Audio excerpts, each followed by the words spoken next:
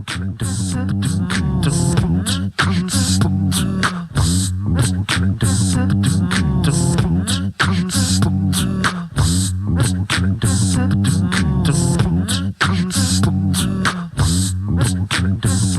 morning, good afternoon, good evening. Thank you for joining me. Whatever the time, whatever the place, this is a podcast. It is in the internet now, which means it's infinite, it's holographic, it's being copied, it's being distributed, it's out there, and it should be. This episode is with Jesse Davis Selkirk, aka SleepWreck. Jesse is a musician, an artist, a producer, an educator, and just an all-around great human being. He practices sustainability. I think for maybe almost 2 years now, he's been practicing this no waste project, or just practicing zero waste, no waste, which means that he's, just doesn't use anything disposable. He, and you choose your groceries in such a way, you use reusable containers anywhere you can, which pretty much is everywhere if you really try. But so this is just one of many things that catches me about Jesse, that he's willing to push the extra mile and really dive into something and go for something that he believes in. So yeah, check this out. It's a good chat. We sat outside on the deck. There might be some birds chirping in the background. I suppressed that a bit, but I love those birds. So check out SleepWreck.com and sign up for the mailing list. There's, it's not just, you're not just going to get spammed a bunch. I think Jesse sends out maybe 1 or 2 emails a month. If that, it's not very much. And when he does, he gives away, I believe it's a song every month. So a free track. He's really trying to build a community of like-minded individuals who resonate with his music and the lifestyle that he believes in and lives. So check out SleepWreck.com. There's links to his Instagram, his Facebook, his YouTube page, Twitter, SoundCloud. Tons of music there. He gives away lots of music. Sign up for the mailing list. And speaking of music, Jesse gave me one track to insert into this episode. This track is called Moment of Truth by SleepWreck, and it will be pasted near the end of the episode. We had a quick pee break before we wrap things up, and I dropped the track in there, Moment of Truth, just to give you a taste of the sounds that Jesse creates. All right, and before we jump into the episode, I just wanted to plug this show I have coming up. I haven't played a show in a long time, and I am playing with my brothers, Jonzo and Grandma, and we are calling it Trikey. We are a 3-piece for this show. My 2 brothers from Insparky, but no Neils, and we're not playing any Sparky songs, I don't believe. Maybe one. No, I don't think so. Trikey, come check it out. Vangelis on Broadway, May 26th, with Ninja Spy headlining. Ninja Spy has a new album called Spukin'. It's fucking awesome from what I've heard so far. Scaravan 1969 will also be on the show. I hear they are a great time. And Thalas. I'm sorry, I don't know those guys yet, but I will meet them at the show. Come check it out. May 26th at Vangelis Tavern. I think it's a tavern. On Broadway in Saskatoon with Ninja Spy, Scaravan 1969, and Thalas and Trikey. And now the conversation I had with Jesse Davis Selkirk, SleepWreck, on that beautiful sunny afternoon.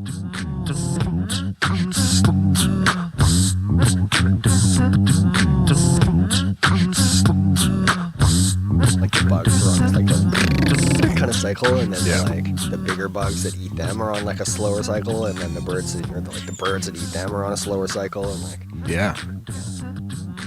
Yeah, and I always thought that was really interesting too. It blew my mind to compare the like heart rates versus lifespan. You think like, is there some kind of correlation between, like, not that everything has the same number of heartbeats in the lifespan, but just the speed at which a hummingbird experiences reality compared to a human or an elephant or whatever. I heard this recording that these scientists made where they took crickets singing, and slowed it down the equivalent of like a cricket's lifespan to a human's lifespan, And it was this like beautiful, like, oh, like chorus of like, it was music. It was actually music. Wow. It was amazing. Man. A podcast I was listening to the other day had this neuroscientist or neurobiologist. I don't know. He knows a lot about the brain. He was kind of did a lot of that What the Bleep Do We Know documentary, and one of the foundational quantum physics guys. To what I understand anyway. But he Is that like Hassan, what's his name again? No, it's like Nareem Hassaraman or something? Dr. Jeffrey Stewart or something like that. Yeah, no, this is a different guy. But he was talking about how flawed the model is, like comparing a brain to a computer, and how many bits per second it can process or whatever. Just how just can't really compare them. But to him, a more accurate metaphor was music, like all the like your neurons and these things that are firing, they're all at different frequencies, like they're terahertz and gigahertz and megahertz. And when they're in harmony and they're working in the same direction, it's like more about how the vibration correlates, like in music. So it's like a little orchestra that is kind of more representative of how the brain works. Just like how many pieces are in the orchestra, maybe, or I don't know. Yeah. But you can't really correlate it to how many processes per second. Yeah, there's lots of really interesting stuff with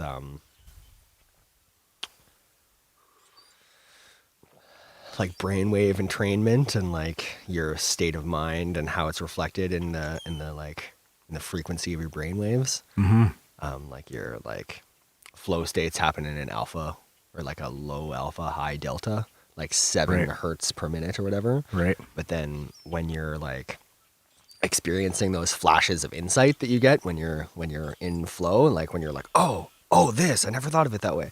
Those are, your brain is actually like spiking up like a higher harmonic, going like really fast and then back down, and then really fast and then back down, up into like gamma vibrations. Wow. Yeah, that's really interesting. I think that's from The Rise of Superman by Stephen Kotler. Super, super amazing book. He's probably the preeminent researcher on flow states. Yeah, I've heard him on a few podcasts. Yeah, he's dope. Really, yes. Really.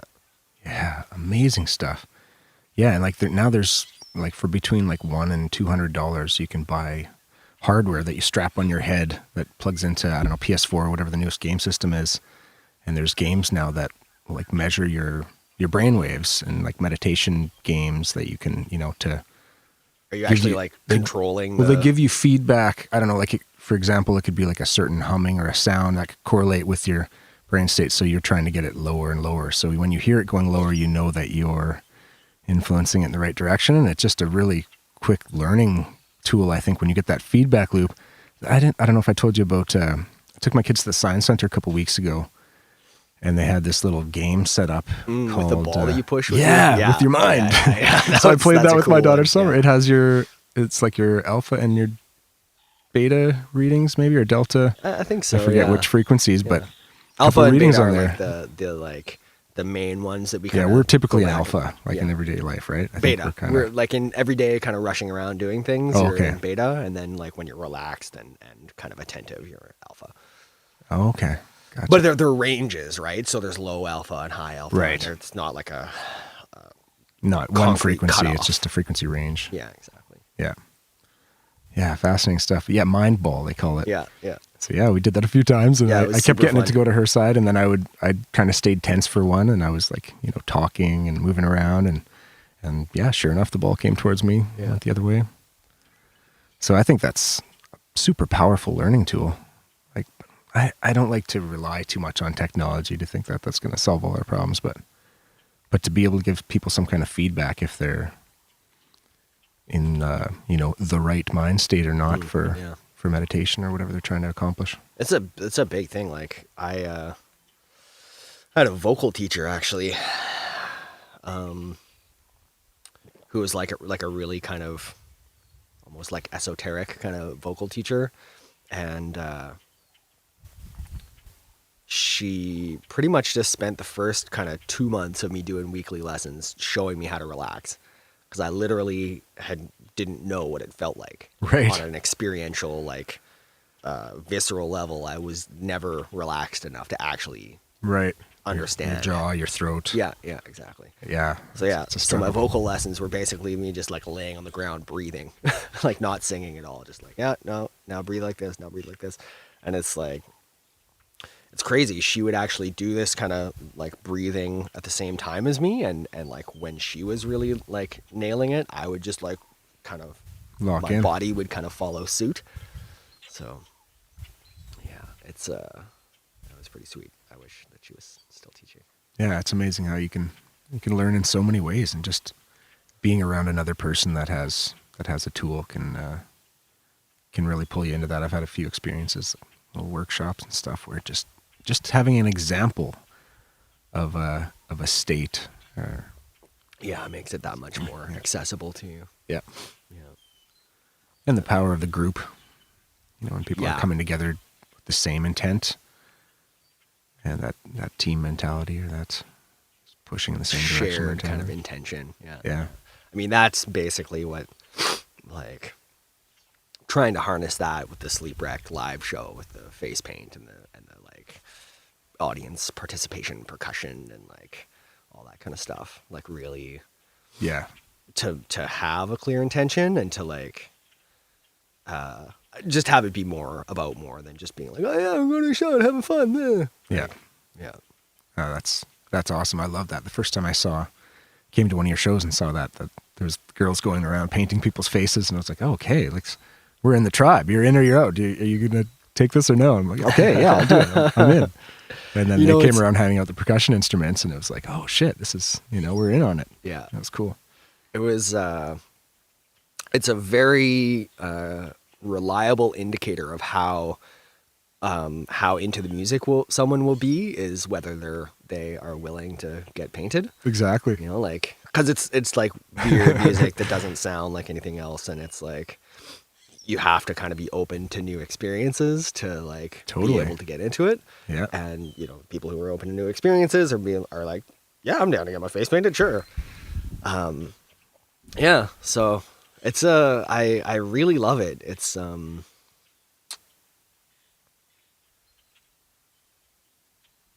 just really feeling like a part of something, Mm-hmm. and like it's not just me on the stage doing a thing. It's like all of us, we're doing this thing together. Mm-hmm. Like looking out from the stage and seeing everybody's face painted is just like such a just like nourishing feeling. Yeah. Yeah. Yeah. It's that feedback, but yeah, we're with you. We're not gonna, you're at some festival or something. I'm picturing some people that don't want it. Like, I might go check out this other stage over here in a minute. Yeah. So I'm not gonna get the SleepWreck pin. I mean, the other cool thing is doing it at festivals, and then kind of like after the set, Yeah, people yeah, kind of go exactly. out, and it's like, well, where do all these people with their face painted come from? What's the deal with this? Totally. Yeah, Fuck, you're like that's great. emissaries now. Fantastic idea. Yeah, bringing people in on it. I had we're actually kind of in the process of I wonder, when's this podcast gonna come out? I'll release it I could do it within a week or 10 days. Okay, I don't think I'll talk about that now then. Cool. It's all right. Something that's happening tomorrow or right away, It's or- like a kind of a process that we're still kind of in the middle of. And Okay. not Food sure. forest related or? No, Okay. it's SleepWreck face paint related. Oh, okay. Yeah. I don't know why. I just thought about the food forest. We'll talk about the food We're forest dealing too, with that. definitely. Yeah. Sweet. I like just the easing into it, chatting, sneaky recording. I can just Yeah, I was cut it like, in whenever. is it recording? It is recording. Yeah. Yes. No, but we got Am I close enough to the mic and everything here? some good stuff at the start. Maybe I'll just move it. Sure. Yeah.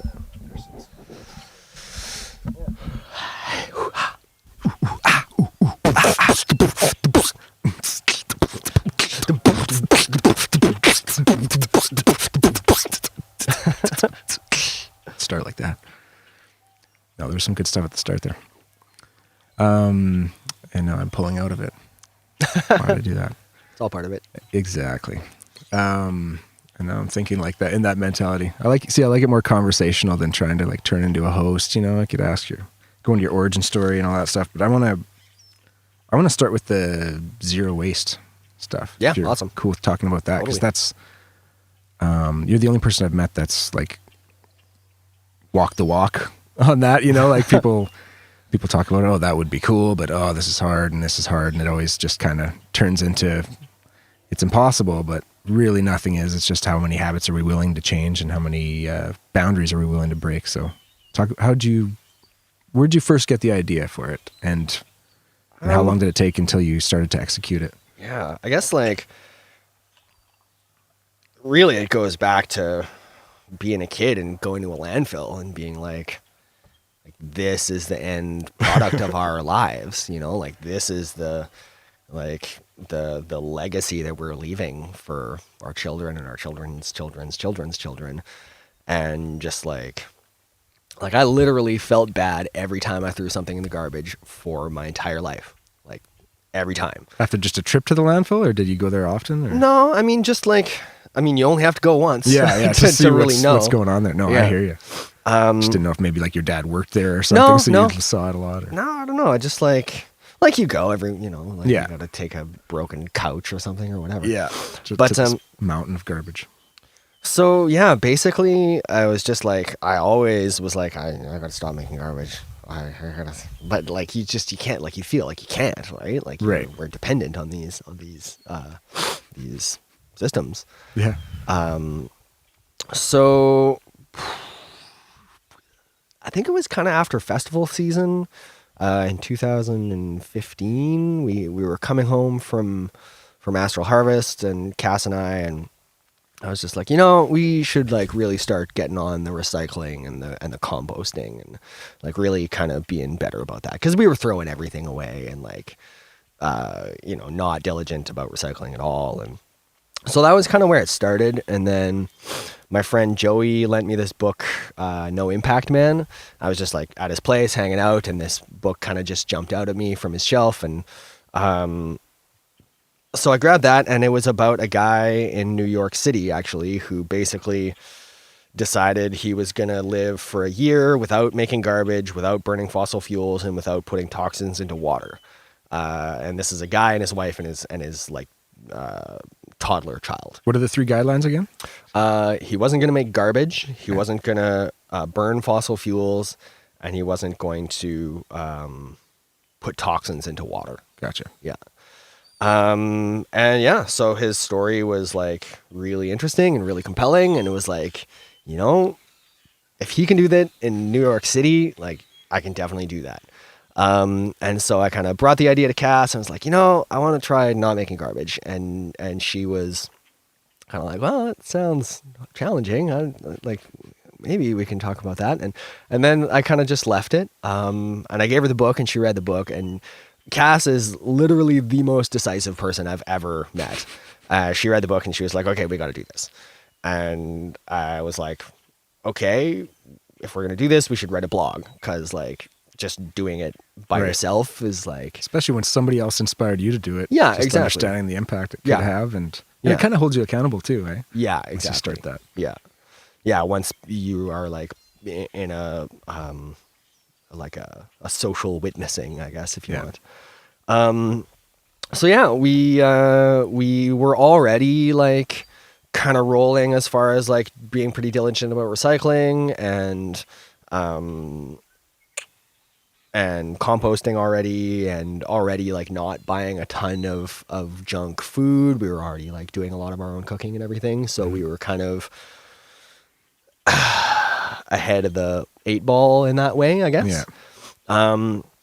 So yeah, we decided to take a month, and basically we decided we weren't gonna recycle. We were just gonna not buy things that would need to be recycled, because ultimately recycling is kind of it's a bit of a panacea that people are like, oh, you can just recycle it. And it's like, well, actually, no, you know, like most of what you recycle, like a lot of the plastic doesn't actually get recycled. The stuff that doesn't actually get like it's not possible to actually recycle it to the same quality that it was. It just gets downcycled. Degrades. And eventually is going to have to go into a landfill or the ocean or whatever. aluminum cans just get stockpiled. We don't actually recycle them. Really? Yeah. There's no plant in Western Canada to do it. And so they're just stockpiling them until somebody builds a plant, and then they're going to recycle them. And it's like, That's the plan. yeah. And in the meantime, they're still digging aluminum out of the ground and making cans out of it. Wow. I had no idea. And those guys definitely don't follow that put no toxins in the water. no, exactly. Guideline. Exactly. So yeah, we decided to like just say no to buying packaging, basically. And we decided to start with the kitchen because that's where like the vast majority of our garbage was coming from. So basically it just meant just changing those habits, right? So specifically, like I know you use those Adams peanut butter jars, those big glass jars for things. What other things do you use to gather your groceries? We've got a bunch of cloth grocery bags. And so we'll use those at the supermarket, getting like produce, basically. We get a lot of produce. That's pretty much all we get from the supermarket. And those Adams peanut butter jars. So, and then a lot of the shopping we do is at Bulk Barn.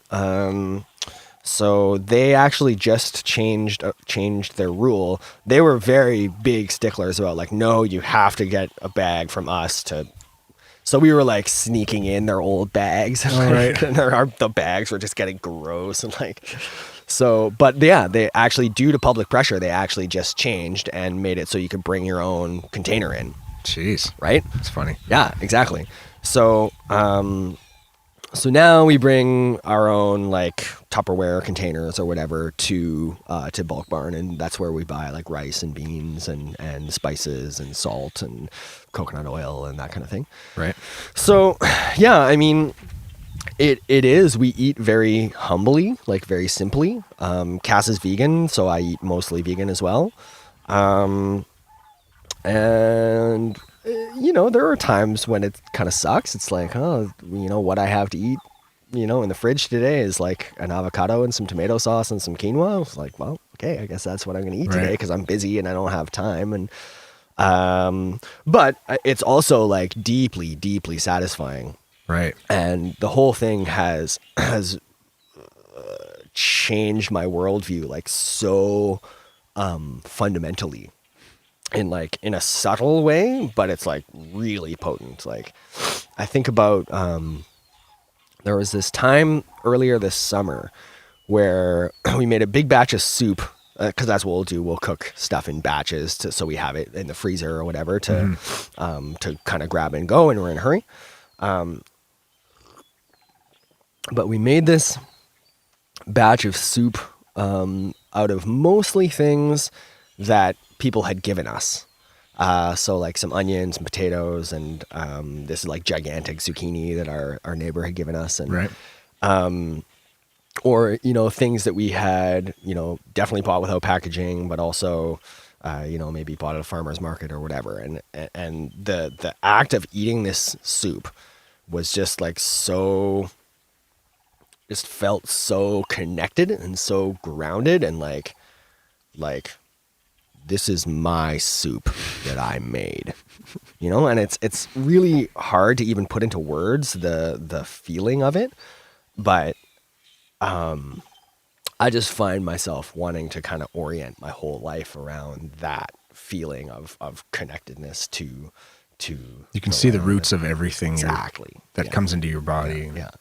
Because we live in a really abstract world, like we use money to buy food and we, that food comes from, thousands of kilometers away and we have no relationship with the people or the land or the animals that food came from. And we're so impoverished as a result, but we don't know even, Right. And we think of wealth in terms of money, but like we're like deeply, deeply impoverished, to the point that we don't even really know what real wealth is, Like real wealth is a community that can support itself. We have really some like really growing, developing like cultural wealth in Saskatoon. You know, we actually have a lot of food wealth. You look at like Out of Your Tree in Saskatoon. It's a Facebook group where people give out their basically fruit that's grown on their property. There's So apples it's they're like, not going to use or something. yeah, exactly. I've got an apple tree in the backyard. I'm too busy to harvest it. Post on this group and people will come and take it. Yeah. And like the amount of wealth that exists in our community already. Yeah. In terms of like these pears, man, I cannot stop talking about these pears that I got last fall. Like pears are probably my favorite fruit, but like in the supermarket, they're either rock hard and they're never going to ripen, or they're like, Yeah, what's up with that? I don't Is know. this something they're sprayed with to just forever young? Like, It's just a spray called Forever Young. Registered trademark.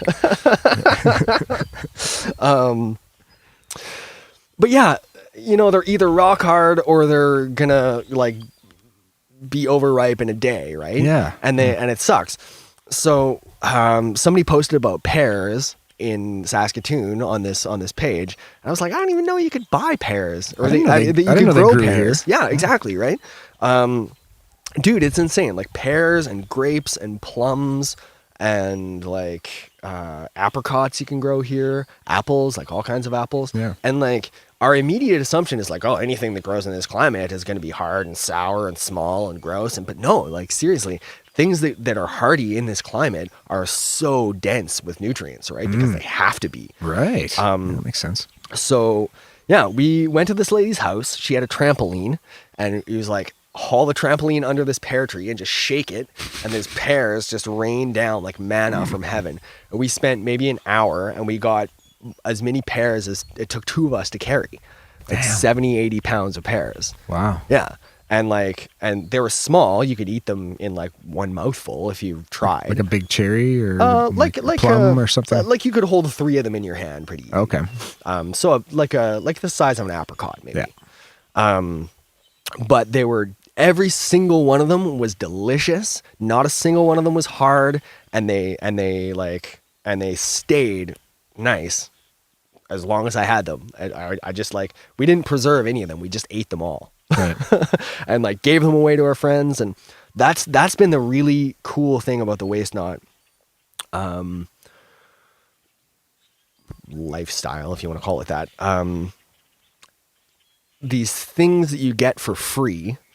So for instance, I went and grabbed a bunch of sawdust from the sawmill in Rosthern yesterday for our compost. And they didn't charge me. They're just like, oh, you want to take our sawdust? Yeah. Sure, please take Yeah. it. So things that you get for free come in inconvenient abundance.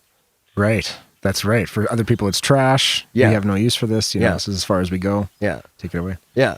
So like, if you're willing to kind of organize your life in such a way that it's possible to just put everything on hold and go and harvest this resource, then like you can have more pears and you know what to do with.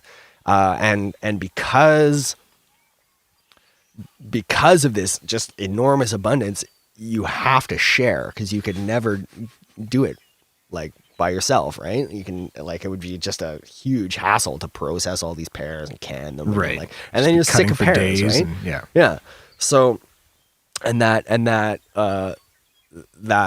abundance, and that gifting that you kind of have to do, it forms relationships with people, right? And and that's another huge way that we're so impoverished, is that we don't have time to invest in our relationships and our friendships. Right. You just hope one springs out, oh, maybe there's somebody cool that works at the building I work at. Exactly. And Yeah. see them. Yeah. Yeah.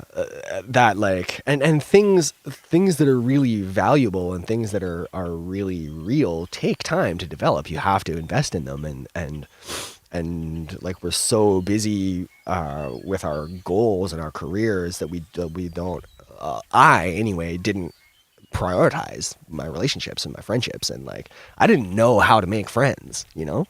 But like that gifting kind of there's an innate kind of relationship that's formed there. There's a reciprocity, right? So like, you know, you're going to a friend's place and it's like, oh, I'll bring a bag of pears. Like, here's some pears. And they like get to experience these amazing pears. And then like the next week they come by, it's like, oh, like I caught a fish. Like, here's a fish, you know? And it feels good. And it's like really rewarding. And you get to like share in one another's abundance. And then it's like you start to think about, well, this is actually the way it used to be. You know, this is the way that food was distributed for millennia. Yeah. Before you know, capitalism and industrialization and et cetera, et cetera. Just before agriculture. Yeah, yeah. Well, yeah, I mean, definitely before agriculture, but like, oh man, it's such a big topic. It's hunter-gatherer times for sure. Yeah, yeah. And then like even like we think about hunter-gatherers as like, oh, they were just kind of like wandering at random and being like, oh, I found some food, great. But they were not. They engaged in a lot, or engage. I shouldn't talk about it in past tense because, you know, hunting and gathering is still a totally valid way of living. Yeah, we talk about it as it's an old era. Like, that was a long time ago. Like, no, the feedlot. So, for instance, like, indigenous people, like, cultivate the land in a way that is, respects the land as, like, and reverences the land in a way that, acknowledges its beingness apart from human beings, apart from its usefulness to human beings. That's right. Yeah, it's here despite us. Yeah, yeah. And I mean, I really can't talk authoritatively about this at all, but has become important to me, so I'm going to talk about it even if I'm not an expert. Absolutely. So a really good example is in BC, there was this practice of building clam gardens. So on the shore, there's like a beach is sloped, right? So there's a gentle slope, and there's like a particular depth of water that clams grow well at. And so what the indigenous people would do would be to pile rocks and to extend that depth of water. Right. So that the tide comes in and washes the sand back and keeps like, just makes that little landscaping, but there's that foundation for good clam depth. Yeah, exactly. And then suddenly the number of clams that will grow in that spot like doubles. Right. And they're twice as big. So like we can relate to nature in a way where we actually enhance nature instead of depleting it, you know? Like we can grow food in ways that actually leaves the soil more healthy rather than like depleting it and us having to pour chemicals on it, right? That's right. But it's a change in mindset. It's a change in like, it's this idea that like the land doesn't belong to us. We belong to the land. Yeah. And everything in the world is not just stuff. It's not just a bunch of things that we can just do what we want with. Everything has a spirit, and we need to like hold that spirit in reverence and like really, really respect that and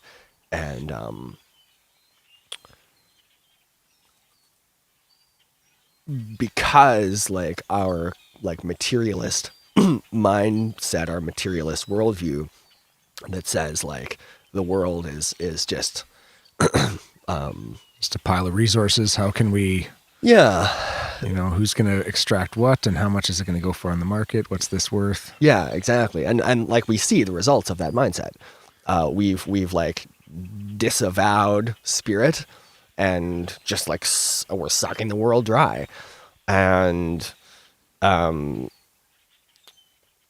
it's really hard to put into words.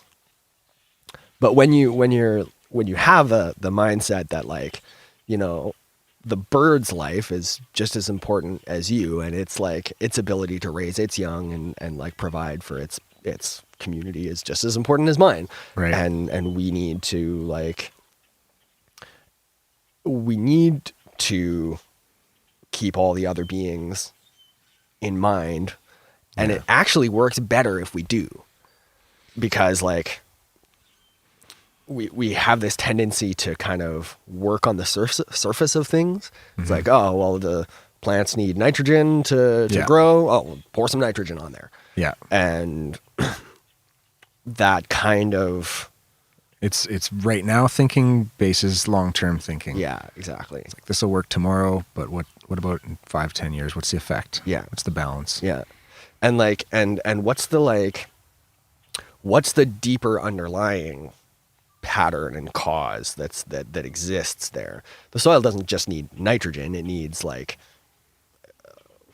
phosphorus and whatever. There's lots of different elements. Yeah. But it's almost not just about chemicals, right? It's about like, it needs an organic community of life to like be doing its thing on it. That's right. A banana peel is like a seed for that, right? All these big things are going to break it down and grow from that. So it starts from a point instead of just blasting with a specific amount of a chemical compound. Yeah, exactly. Like nature operates with these kind of closed loops of resources. So like, for instance, on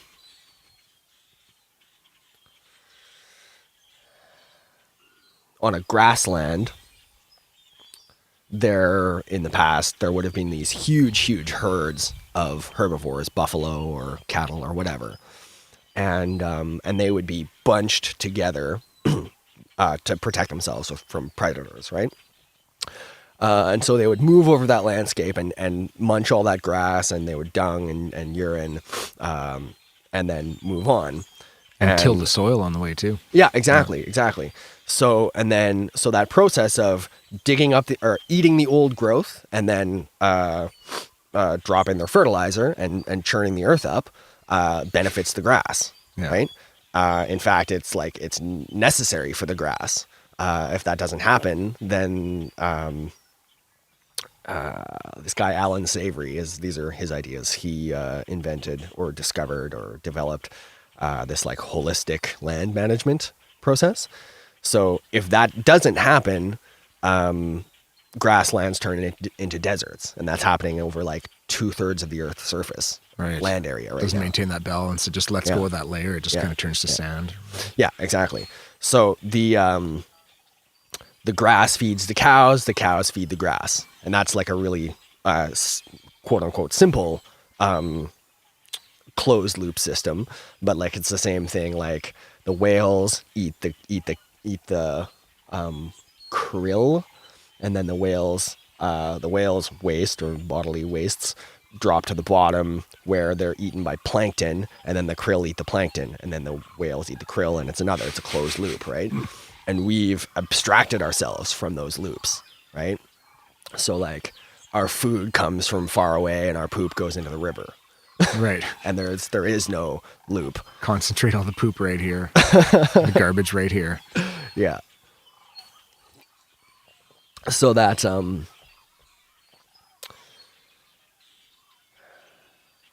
don't know. It's really attractive to me to have those kinds of closed loops happening, so that I'm taking the waste of one process and using it in my own processes, right? Yeah, like, it seems to just almost happen. Well, not automatically, but once you're trying not to waste, so you're not purchasing from those sources that have prepackaged things, you're looking for it, and then you're gonna find it inevitably. Yeah. No, it has happened pretty automatically, yeah. actually.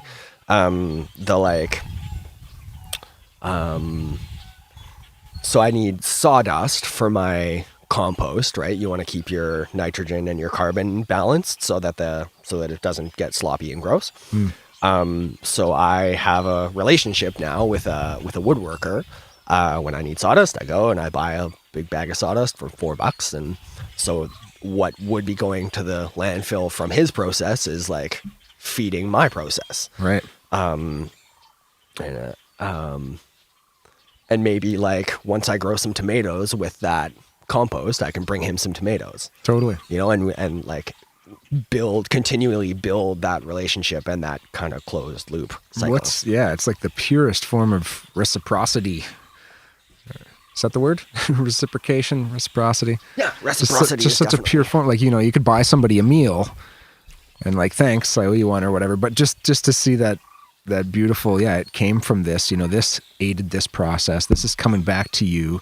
Yeah. That relationship, there's a bond, and community all comes down to trust. You know, absolutely. Like, that holds communities together, and people that are providing resource to the community are going to be trusted more readily than people who aren't, you know, contributing to the community. Yeah. Then you end up living in a castle with a big gate around your house. Yeah. And Yeah. You're worried about the pitchforks coming at you. Yeah. And that's the thing is like, oh man, we all live in these isolated kind of castles, right? With your like, you know, lock the door as soon as you walk in. And it's funny, we all have our own houses when you think about it. Yeah, Just like a building for 2 people or 3 or 4 or whatever. Yeah. Sorry. Yeah. I don't know where I was going with that, but and things like I think about like on my block, how everybody has a lawnmower. You know, I cut my grass once, twice a week. Like there could easily be 1 or 2 lawnmowers that, you know, it's like shared in the community. Yeah. Things like that. Yeah. And I think those things are, people are realizing that, and those kinds of ways of doing things are going to become more necessary because it's going to be a lot harder to get a lawnmower because the systems that create lawnmowers are going to collapse. Like they're not sustainable. So there's that, but then it's also just a better way of doing it. That's a big thing that I've learned is like I started doing the zero waste thing because it was the quote unquote right thing to do. But now it's just like, well, no, I want to do this because it's a better way to live. It feels better to live this way. Yeah. Yeah. And that's the only way we're going to get people to change, right? Is if it actually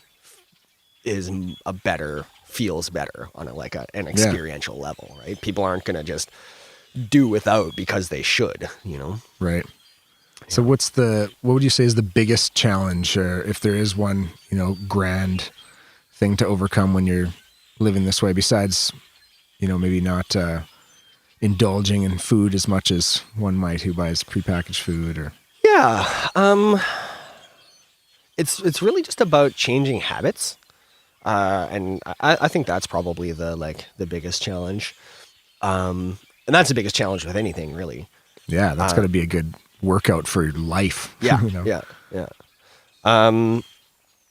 So yeah,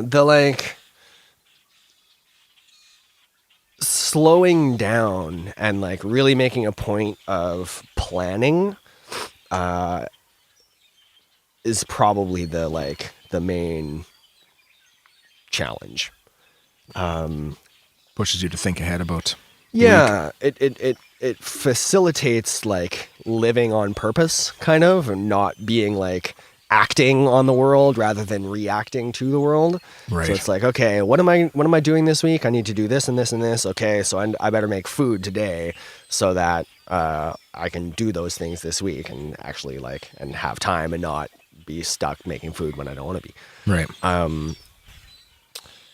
So, you know, I was always so kind of ego invested in music and my career, quote unquote, and just put so much energy, just like poured energy into that, and to the detriment of lots of other things, like getting enough exercise and spending enough time with other human beings and, you know, just relaxing, right?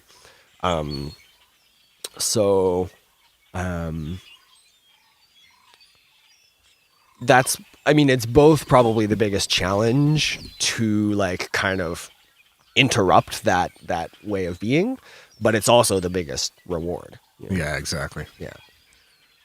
That's huge. Yeah, just anytime you can say I'm going to do this for a week, even is big. I've always kind of gone with impulses, and I don't know what I'm going to eat tomorrow. I'll see what I feel like, and yeah, if I'm in the city, I'll probably eat out because it's convenient. But We eat out like a fair bit, right? Yeah, and like that was one of the things actually that going into the project, I said like, you know what, I'm not going to give up eating out because like it's a really important social kind of thing for me, and I just like really really like eating out, and I just didn't want to sacrifice that. Yeah, toilet paper. We agreed we're not going to sacrifice toilet paper. We're going to keep toilet paper. Right. So can it be composted? Toilet paper? Probably if you have a really good compost system that you get thermophilic is the word. Okay. So if you get your compost pile really rolling so that it's very hot. Yeah. Break it down. Then yeah, it could be. Yeah. That's cool. Interesting. Back to SleepWreck. Yeah. SleepWreck evolved from, was the depth the first incarnation of this kind of the musical path that you're on right now? Yeah, I would say so. They're definitely two separate projects. I couldn't really claim that.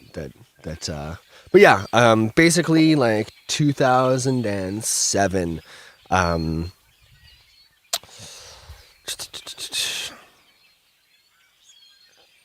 Yeah, I was just kind of at like a transitionary point in life, and had just kind of started listening to electronic music, like more kind of down tempo, not really like dance at all. But I always loved dancing and knew that I wanted to make music that would make people dance, but I didn't really know how to do that. You started out, just to paint a picture, did you start out as a guitar player, or what was your first instrument? Bass guitar, I guess. Okay. Yeah. Yeah. So yeah, I've like played prog rock a fair bit in my early 20s, and then did like a singer-songwriter project that I was pretty serious about for like 5 years in my mid 20s. Yeah, and then basically I had gone to raves as a kid, and like really loved dancing and everything, but I was never really into electronic music. Until I was 2007 at Ness Creek.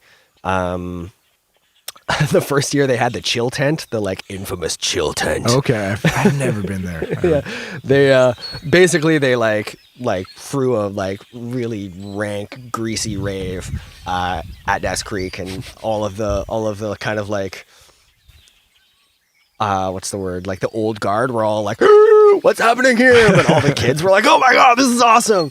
But Fresh. Yeah, they booked this live electronic duo who had like a couple of laptops and some like hardware synths and a drum kit and a guitar, and it was so friggin' awesome. Like they were playing in 5/4 time, and people were like totally grooving to it, and I was just like, this is the music that I want to be making.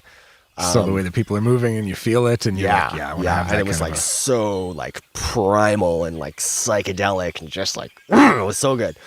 And yeah, so basically it was just like, okay, I want to start making electronic music, and I want to start making people dance, or facilitating people dancing. And yeah, so I had this good friend that I'd grown up making music with, playing in rock bands with. He had been making electronic music kind of that whole time, and just as a side project or whatever. And so I called him up and was like, "Hey dude, like let's start making music again." And so we started just kind of messing around. And who is this? This was Aaron. Okay. Yeah, the other half of the okay. depth. Yeah, so we started messing around and just kind of like, I'll try this thing. Didn't really have any material, so to speak of.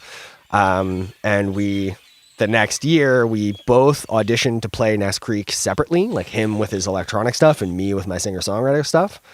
And they wanted to give us a set. They wanted both of us to play, but only had one slot, like a 15-minute tweener set between main stage slots. And I had a friend who was on the entertainment committee and was like, well, they're both really good and I know they play together, so let's just get them to play together. Like, I've never heard their stuff, but sure, whatever. Mash them up. It's like a 15-minute set, sure. So like Nest Creek waves its magic wand, poof, you are a band, come up with enough material to play. So it was like, yeah, we worked so hard. We like, Aaron was living in PA at the time and I was in Saskatoon. So I would like drive out to PA and just get jacked on coffee and we would like make music for like 12 hours, to like be ready for this gig that we had no material for. So yeah, we wrote like 4 or 5 songs, I think, and had a bunch of Aaron's older material in our back pocket in case we needed it, which it turned out that we did. The band that we were doing the tweener set for ended up taking a super long time to set up. We ended up playing for like 45 minutes. Oh, really? Yeah. So luckily, and sorry, it's just the two of you guys both with your laptops? It was like Aaron with a laptop and MIDI controllers and me with guitar and voice and like processing, like running stuff through the KP3, and I think I played some keyboards too. So it was Okay. like pretty live. Yeah, and people like really, really dug it, and it was super awesome. So we kept going for the next kind of 3 years. We lived in different cities for the most part the whole time, so just kind of plugged away at it whenever we had the chance and wrote an album. We got a grant and made a CD, and definitely, I mean, at the time, it was a quantum leap forward in my like artistic kind of expression. Like before that, I had been like just kind of writing my own songs, and yeah, I don't know. We just learned a lot, and yeah, once we finished the album, we applied to play at Motion Notion Festival, which is an electronic festival in at the time it was in Alberta. And it was this really crazy kind of thing to realize, like the whole time that we were working on the tunes and writing the album, I was like, oh, we're going to have to be going to like New York and LA and Montreal to be playing shows. 'Cause like, you know, where can you play electronic music in Western Canada? Right. But just kind of randomly, I guess it was probably going to happen eventually, but yeah, my friend JJ introduced us like, hey, there's this festival scene in Western Canada that's actually quite huge. And like everybody's heard of Shambala, but there are, you might call them satellite festivals of Shambala, like that culture kind of emanating its way from the West Coast across Western Canada. And they all kind of have their own niche in a way, but yeah, exactly. Yeah. So yeah, there's this huge, amazing underground scene that's like, you know, the average guy on the street has no idea that it's there, but there are like thousands and thousands of people going to these festivals, and like they're so transformative and magical. They're just amazing. So yeah, we got to play at Motion Notion when we were basically, nobody had any idea who we were. It was just like, oh, we had good music, and their James Catalyst is the guy who was doing the booking, and he was like, yeah, you're good. You can play at noon on Saturday. So again, you know, like somebody waved the magic wand, and like you go from kind of being kind of nobody, some guys in our basement, to being like playing at this like, you know, 5,000 person festival. yeah, you've been witnessed. Yeah. So yeah, it was kind of shortly after that kind of started to be clear that the depth wasn't really going to work the way that I had envisioned it. I had like really huge aspirations, and just you know, and I also didn't know how to communicate and all the kind of things for the reasons that With the bands fall apart. collaboration, a lot of growth there, but also Yeah. some boundaries to figure out. Yeah. So I kind of had to kind of pull the plug on the depth, which I'm to this day I'm sad about that, really. But there it is, you know, like life is change and change is loss, and that's kind of kind of what it is. So yeah, I started doing SleepWreck at that time. I had actually, it started out as just like weird ambient looping with guitars and keyboards and stuff, using an RC50 loop station. Okay. Just like no beats or anything, just weird kind of dreamy dreamscape kind of stuff. Yeah, so I got Ableton on my laptop and started messing around with it and started writing tunes. And was there, just before you go too far into SleepWreck, was there any obvious or like an intentional, direction change that you wanted to take, or anything that you wanted to impress on SleepWreck that wasn't there in the depth, or something? Yeah, I wanted it to be more live. The depth kind of was pretty like guys playing along with backing tracks. Right. And I wanted SleepWreck to be more like making stuff happen on the fly and improvisational. And at first I was like, it's gone through a lot of kind of evolution. So at first I was just doing like improvised down tempo with like looping guitar and looping voice and like playing synths live and looping that, and like playing the drums live and looping that. And yeah, it was really interesting actually. Again, it was the same thing. I applied to play at a Burning Man's camp, this like specific down tempo camp. Okay. Put on by some people in BC, and I had been like kind of just like not really writing anything. I had some tunes that I could kind of play from front to back, but they were like pretty bad at that time. I had written one down tempo track, and that was the only thing that I had recorded, and I used that to apply to this stage. And then I promptly stopped writing down tempo and started writing more kind of hard hitting stuff.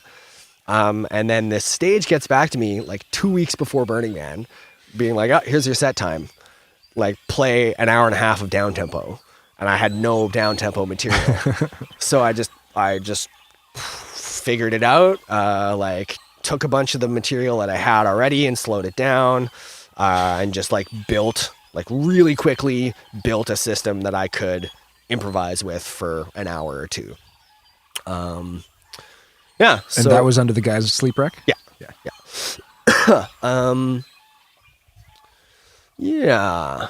So then, I went and played that Burning Man set, and it was very small and low key, but that didn't matter. It was successful nonetheless. The guy who put on the stage had a lot of really good things to say about it, and he was like a dude who does sound and lights professionally at festivals, like seen a lot of acts. Exactly. Yeah, he's seen a lot of acts, and somebody like that saying, "Hey, dude, you're good," was like, cool. Yeah. It meant a lot. Reputation's everything too around those circuits. So I think it was then that I decided to move to Vancouver. And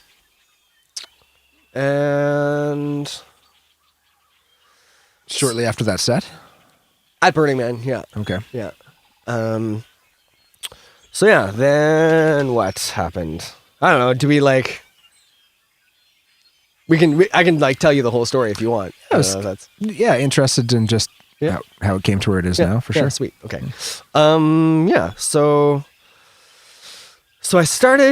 I knew that I needed a lot of practice to do what I was doing, like to like go and just call music out of the ether. It's it's a pretty insane thing to try and do. Right.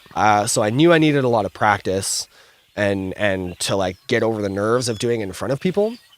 So I made arrangements with Vangelis to do a weekly residency, basically. Oh, cool. So I'd get paid $50, and every week I'd get to go up and try and do this thing that I was trying to do.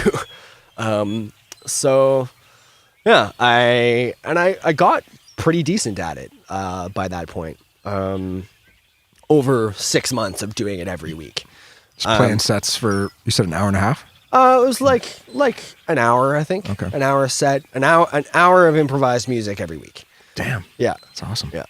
And I mean, a lot of it was like recycling the same kind of themes over and over again, and like different takes on them. So what would your setup look like on a stage there? I would have the laptop and the dedicated MIDI controller for clips and like firing clips and adjusting volume and working effects and stuff.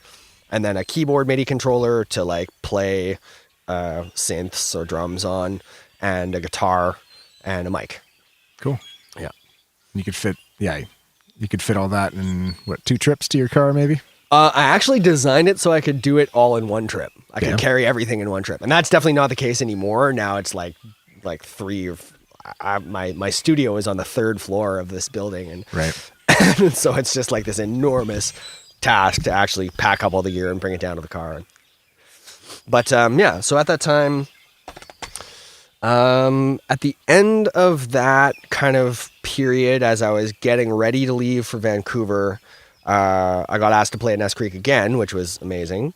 But I realized that what I was doing, like they gave me a sweet prominent set on the after hours stage, like 1 a.m. to 2 a.m. or whatever, like Right. when people are ready to give her. Kids are in bed and the Yeah. people that are up are staying up. Exactly. Yeah. So, and I realized that this like mellow down tempo kind of thing is like, it's just not going to fly. Like I can't make up hard hitting music that's like dynamic and has a lot of changes on the fly. I just couldn't do it.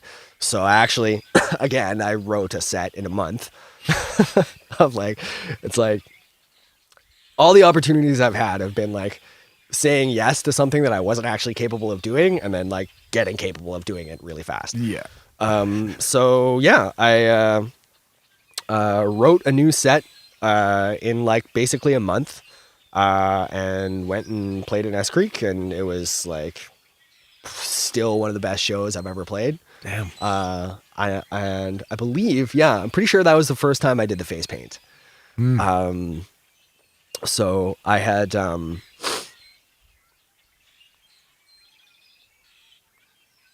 Skylab is a crew that puts on like house music events in Saskatoon, and has a really like warm community, and they're like really carrying the torch of community electronic music. And this girl Stephanie at the Skylab shows used to paint people's faces, and she would bring like a bunch of different colors and hang stuff in people's hair and whatever. And it was always this really awesome feeling of like being on the dance floor and dancing and like looking around and seeing other people's faces painted. Yeah. It's like this sense of belonging, and like we're all Yeah. a part of something a little bit bigger than ourselves. It's a tribe. Yeah, exactly. So yeah, I just wanted to like present this character, this I wanted to kind of like bring up the like unacknowledged deep parts of myself in the performance. And like, so like painting my face in this like kind of like warrior kind of frightening kind of way was like like an act of willingness to bring forward the parts of myself that frighten me. Right. Like I'm going to battle, and I'm willing to take the beating of whatever's about to come out here. Yeah. Yeah. So yeah, that set was just, I will remember it fondly forever. It was so great. And that was your first Skylab show? No, this was the set at Ness Creek. Oh, okay. Yeah. The first time I did the face paint. Gotcha. My friend Mario, he said that I looked like a sex demon from the future. Like, yeah, sweet.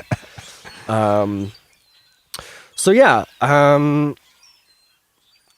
so that was like, again, it was a huge transitionary point in my life. I like played that set and played another couple of other sets at festivals that summer, and sold everything I owned and packed everything that was left, like basically some clothes and some music gear, into my van, and drove to BC with no plan. And just like I was gonna go to Shambala and just to experience it, and then stay with my brother in Squamish until I could get myself rolling. And yeah. Did you, just to talk about the philosophy a little bit, just to stray from the timeline? Yeah. Did you always, like, I know you're very generous with your music, very community oriented, like you give your music away, you have a mailing list where you try to kind of put yourself on paper or in text and spread your, ideas and philosophies. And did you do that right from the start, or was that something that you... it's always stuff that I've wanted to do, and it's taken a long time to like. There's a big kind of infrastructure for all that stuff. So like getting the website built and getting the YouTube page built and getting the SoundCloud page built, Facebook page built with like enough, with people actually following it, and making sure that all those things are thematically unified across all platforms, and that you can, and that they're all linked together. So if you're on the Facebook page, you can find the YouTube page, and et cetera, et cetera. Ensure everything's integrated. Yeah, exactly. And then the mailing list and the blog and everything. I was blogging for, actually not really consistently, but I was blogging for most of that time. I really like blogging. I writing is, I feel like, a pretty big strength of mine. And I feel like I have some ideas that are worth sharing. So yeah, basically the mailing list and the more consistent blogging and the like, that's all pretty new actually. It's like a logical next step, but is still in its infancy, I guess. Right. Yeah. And how do you give the music away? It's basically the mailing list I send out a monthly email to, and there's a download link in that email. And Bandcamp is the platform? Nope, or? it's just SoundCloud. Nope, it's just like straight from my website. Oh, okay. So Yeah. you upload it to your own server or your websites. Exactly. Yeah. So I think there's a lot to be said for controlling your own distribution platform and not relying too heavily on these other services that are using my music to make money. Putting somebody in between you and the customer. Yeah, exactly. So that direct connection with the fans is super important. Amanda Palmer's book, The Art of Asking, was like an enormous influence on that front. And it's vulnerable to do it that way, but I wouldn't do it any other way. And it's hard because like it's much harder to quantify that relationship. Right. When you're doing it this way, it's much harder to say, oh, I have 100,000 plays on YouTube, or oh, I have 10,000 followers on SoundCloud. I don't. I have 1,200 followers on SoundCloud, and I see tons of other artists that have huge number of followers, and it's like it does get frustrating. But then I remind myself that like those are just numbers, and that like the things that are actually really important with everything are not numbers. Right. Like they're not. You can't quantify. Like when somebody, like, trying to think here of an example. When somebody comes up to you and says, I almost burst into tears in this song and I'm a husk. Right. Like that, you can't put a number on that. Yeah. And that's what's really important. So, and it's hard. I have to remind myself of that constantly. And I do, like, I feel envy of people who are like having a million plays on SoundCloud or whatever. But like, I've chosen to do it this way for a reason. And ultimately it's just like, getting 100,000 plays on SoundCloud is like pouring nitrogen fertilizer on your soil. It's the exact same thing. And like sure, you'll have results immediately, and but it's not as real as like somebody seeing me on the street and being like, oh my god, your set at wherever was like the most amazing thing, thank you so much. Right, like a personal connection to it. They saw you directly. Or, exactly. And I'm like, I try to be really, really available to people, like like I'll be on the dance floor at festivals and giving people hugs and saying hey and trying to demythologize myself in that way. Like people have this real tendency when like someone has done something that really affected them to mythologize that person and make them into more than human or whatever. That's the art that you've created kind of is overlaid on you when they see you. It's like you're the guy that did this. Yeah. And it separates, like it makes it easy to say, oh, he did that, but I could never do that. You know, and it's like, well, fuck yeah, you can. Like, I've just been doing this for a long time. Like, of course, I've been doing this for my entire life. Of course, I'm good at it. You know, like if you dedicate yourself to something, you'll get good at it. Just like it's doable. I like what you said about the the pressure from deadlines. You know, being where you've made your most productivity. Yeah. Where you've moved forward the most. Because I feel that too. When there's something, when it's just set in stone, you're like, I'm going to look like a fool if I'm not ready by this date. That's where you can really get off your ass and get some work done. Yeah, big time. Couple fat. Yeah. So yeah, it's been really, really amazing to see that community start, because it's still really just in its infancy. Like, and it's but it's amazing to see it start to kind of congeal, and like to go to Edmonton and have people know who I am in Edmonton, you know, and go to Calgary and have people be like, yeah, I saw you at this thing and it was amazing. And like those communities in Calgary and Edmonton kind of already exist. And I'm really, really blessed to have been kind of embraced by them. So yeah,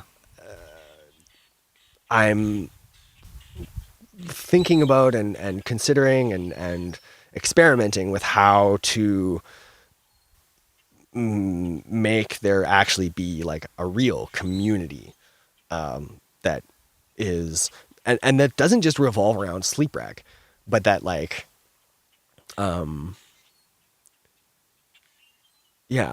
that revolves around people making cool art and inspiring each other and supporting each other in that, you know? So, Yeah. So some kind of collective that's like a balance of the thoughtfulness of the no waste and the artisticness of the people that create their own thing as well as consume. I find in this culture that you see so much consumption. Like it just blows me away that there's like, you can never possibly watch every video that's ever been made. And as you're trying, it's exponentially increasing, like you know, the amount of content that's being uploaded and put out there. Yeah. So yeah, you can get stuck in this cycle of just binge watching, you know, awesome content. Yeah. It's really easy to like just consume and not produce, for sure. Yeah. I'm trying to kind of like find a good balance of like being productive artistically, but not like forcing it so much, like giving myself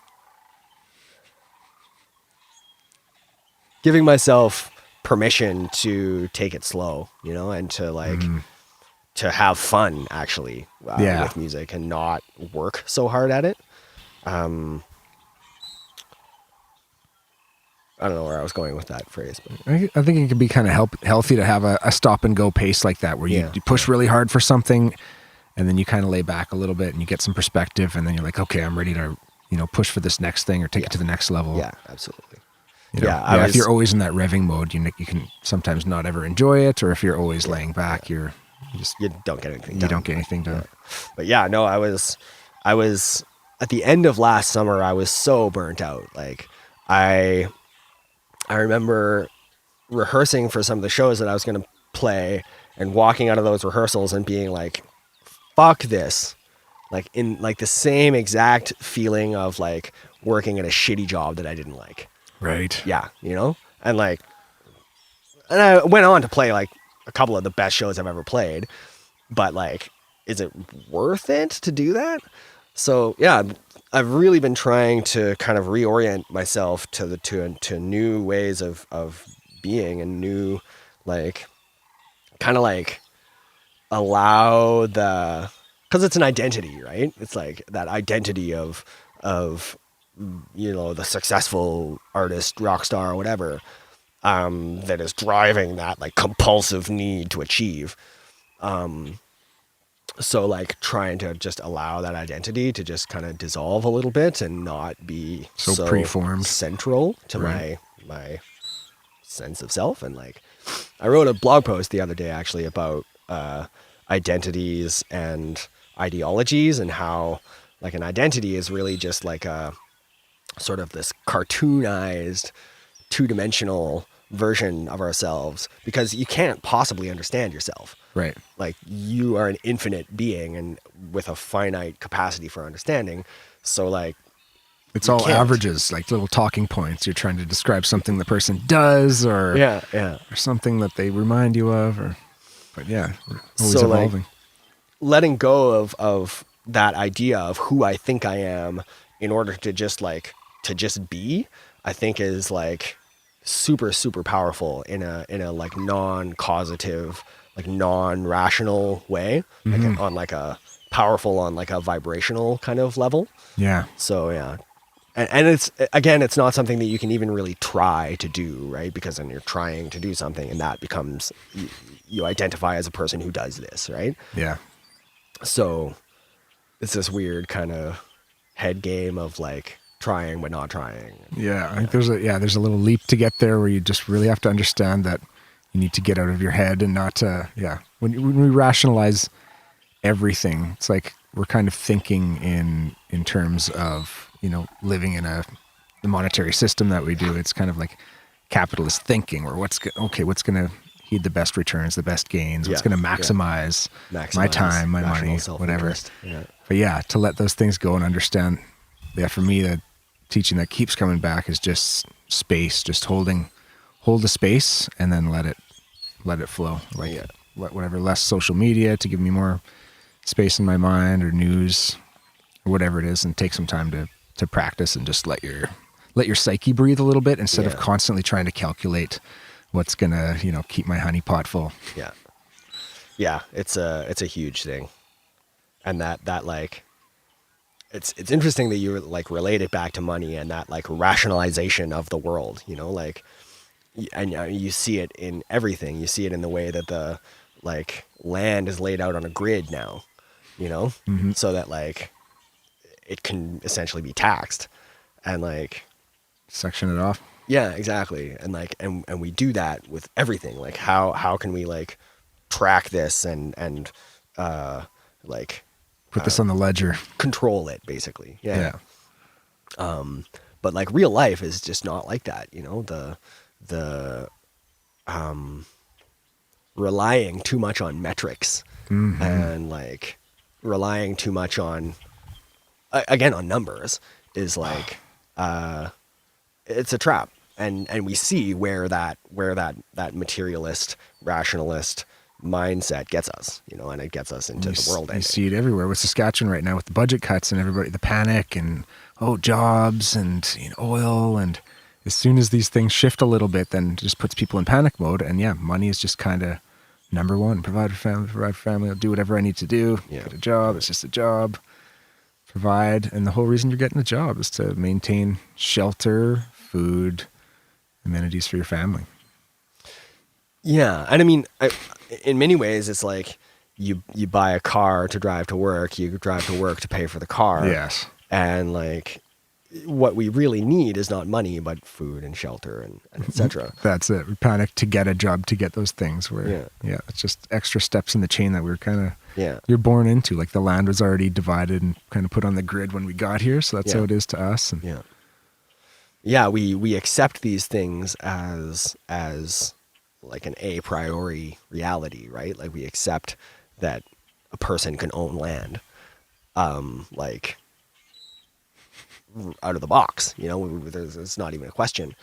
But if it's a major shift, but at the same time, it's also just a subtle shift that like food doesn't need to cost money. It doesn't. That's right. It comes up out of the ground, and the food that we get for free is like so much, or not even for free, because for free assumes that it is a commodity that you're just not paying for. Right. So the food that we get as a gift is like just infinitely more rich and satisfying. And like we're in this impoverished society. And so, you know, there aren't fruit trees lining the streets, and there aren't like ducks and chickens and rabbits living in the parks. And there aren't, but these are things that we can change slowly over time, and like we can educate people, and we can like, the world as it is not a given in any way. There's kind of, I just keep seeing these, when you think like this, which is dangerous to a lot of people, there's just middlemen everywhere. Yeah. Think about childcare. It blows my mind how like a lot of moms spend whatever, $600-800 a month for someone to look after their kids while they're working, to pay for that and other things. Maybe only making a little bit more than what their childcare actually costs just to get a bit ahead. Yeah. But like how many, if you did have a community of, 10 or 20 families or whatever it is, there's always going to be a mother or two that would prefer that duty. Like, I'll do childcare over these things. And like these tasks could be divvied up if you had that community that was on balance. If we had the community, right? So it's about like, we've been, it's really easy to basically like be a child and to like react to life and to not act on the world. So it's really easy to just take things the way that they are, the way that they're handed to you. But we've been handed a fucking shitty set of cards.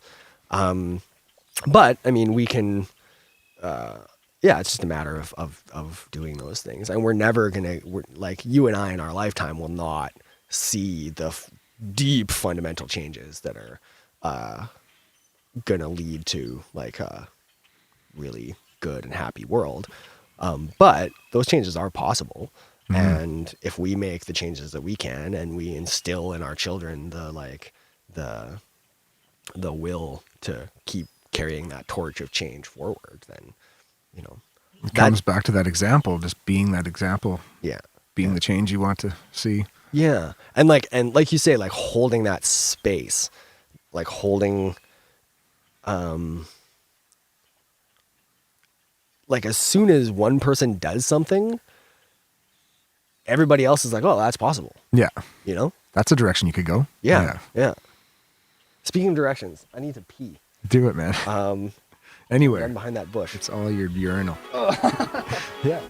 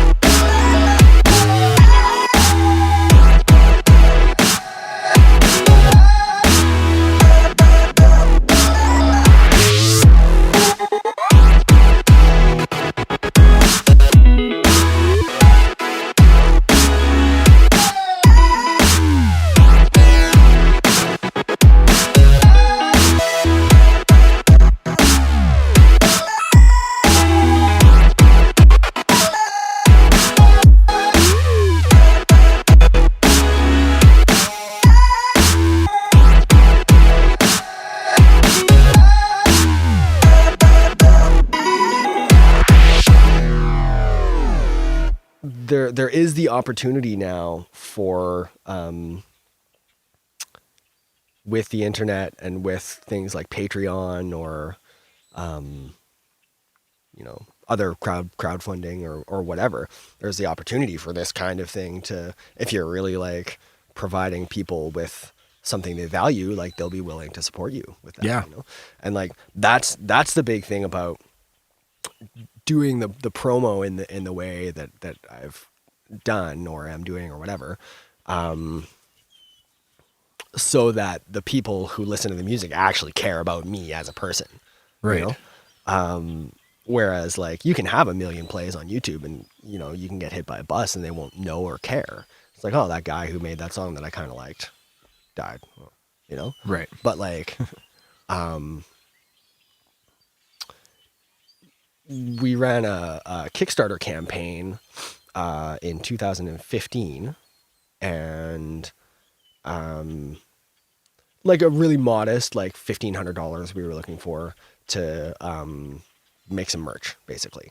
And in many ways, it was just about like testing. Okay, like how much support do I actually have? Like, right. Like, can I ask my people for money and will they give it to me?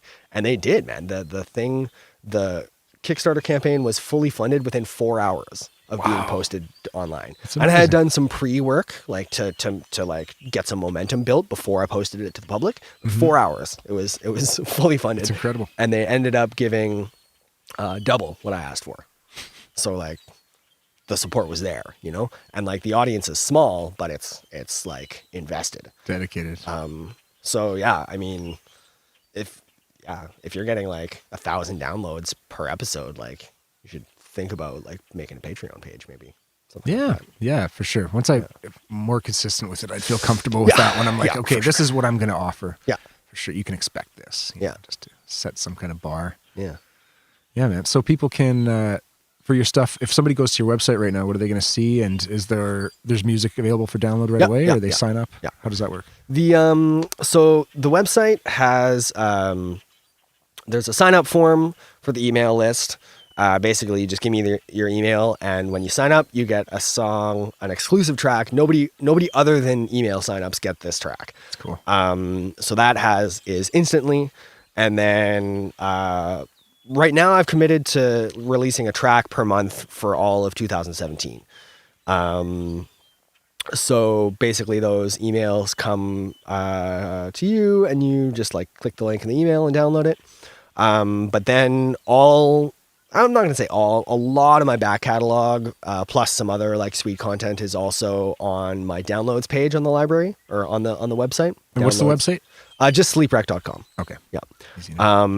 So yeah, if you're on the mailing list, then you also have access to the downloads library, which is like my entire back catalog, plus like an ebook I wrote about succeeding in music, plus like a cookbook, and like some Ableton sessions of old tracks. And man, that's awesome. Yeah, there's lots of good stuff on there. So yeah, ping, join the mailing list. SleepWreck.com. And that's just how it sounds. WRECK. Yeah. No fancy spelling or threes inserted in there, any hip hop Zs or anything. Awesome, man. Yeah. Beautiful. Well, yeah, we'll have to do this again sometime. I'm sure we got a lot more to chat about. Yeah, looking forward to coming out. Sweet. Thank you for having me.